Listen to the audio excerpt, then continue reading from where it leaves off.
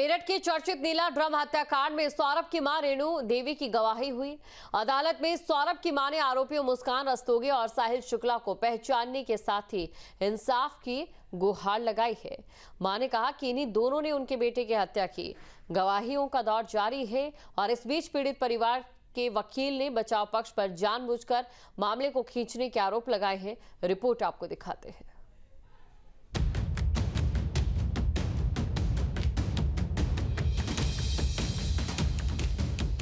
मेरठ का नीला ड्रम हत्याकांड एक बार फिर चर्चा में आ गया है। वही हत्याकांड जिसमें एक पत्नी ने अपने प्रेमी के साथ मिलकर पति की हत्या की और फिर शव के टुकड़े कर उसे नीले ड्रम में पैक कर दिया था। सौरभ हत्याकांड की मेरठ जिला कोर्ट में सुनवाई चल रही है। मामले में तीसरे गवाह के तौर पर सौरभ की मां रेणु देवी की गवाही हुई। कोर्ट में मां रेणु देवी ने भावुक होकर बेटे को इंसाफ दिलाने के लिए गवाही दी। जिला जज संजीव पांडे की अदालत में रेणु देवी ने आरोपियों की पहचान की और कहा कि इन्हीं दोनों ने मेरे बेटे सौरभ की हत्या की है। कोर्ट में ये बात कहते हुए उनकी आंखों से आंसू छलक पड़े। एक्चुअली आरोपियों को तो वेरी बिगिनिंग जिस दिन एग्जामिनेशन चीफ हुआ था उस दिन उनकी शिनाख्त कराई गई थी, तो आरोपियों को देख करके उनकी आंखों में आंसू आ गए थे, बहुत ज्यादा भावुक हो गई थी, रोने लगी थी। फिर हम लोगों ने उनको दिलासा दी कि आप परेशान मत होइएगा। कई बार वो जिरह के दौरान भी जब उनसे सवाल पूछे गए तो उनमें भी काफी भावुक हुई वे। मेरठ के चर्चित सौरभ हत्याकांड का ट्रायल जिला जज की अदालत में चल रहा है, जिसमें कुल 36 गवाहों के बयान दर्ज होने हैं। सबसे पहले मृतक के भाई बबलू का बयान दर्ज हुआ था। फिर ब्रह्मपुरी थाने के हेड मुहर्रिर ब्रजेश कुमार की गवाही हुई। तीसरे गवाह के तौर पर सौरभ की मां रेणु देवी ने कोर्ट में बयान दिया। इस बीच सौरभ परिवार के वकील विजय बहादुर ने बचाव पक्ष पर बिना वजह सवाल जवाब के आरोप लगाए हैं। डिफेंस काउंसिल है वो इस मुकदमे के अंदर बहुत लेंथी जिरह कर रही हैं और मुकदमे को काफी डिले कर देती हैं।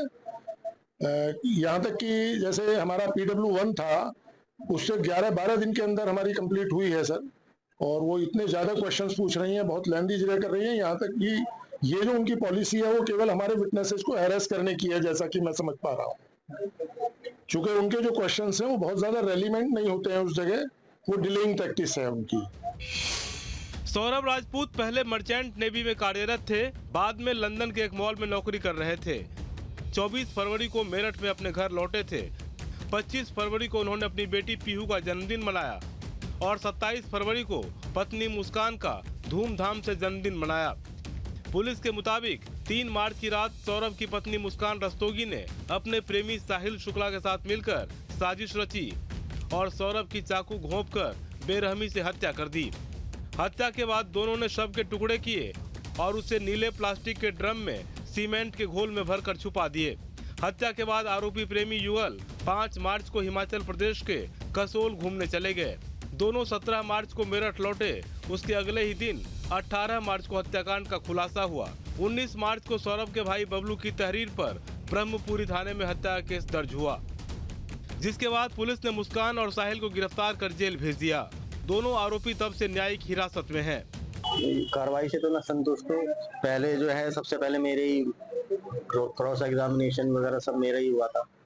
उनकी तरफ से जो रेखा जैन है उन्होंने मेरे को बहुत हैरेस करा था, मतलब बहुत परेशान करा, बहुत लंबी, मतलब 10-12 दिन तक इन्होंने मेरे साथ जो है क्रॉस एग्जामिनेशन करा और इस तरीके के मतलब सवाल भी पूछे जिसमें मैं भावुक भी हुआ और तबीयत भी मेरी खराब हुई है, पर उन्हें उससे कोई लेना देना नहीं था। वो कह रहे थे कि नाटक कर रहा है।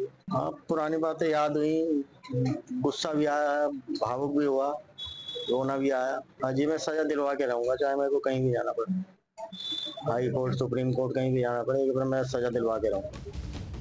कोर्ट में सुनवाई का दौर जारी है। अब तक 3 गवाहों के बयान दर्ज किए जा चुके हैं। 33 गवाहों का बयान होना बाकी है। जाहिर है जितनी जल्दी गवाही पूरी होगी उतनी ही जल्दी पीड़ित परिवार को न्याय भी मिल सकेगा।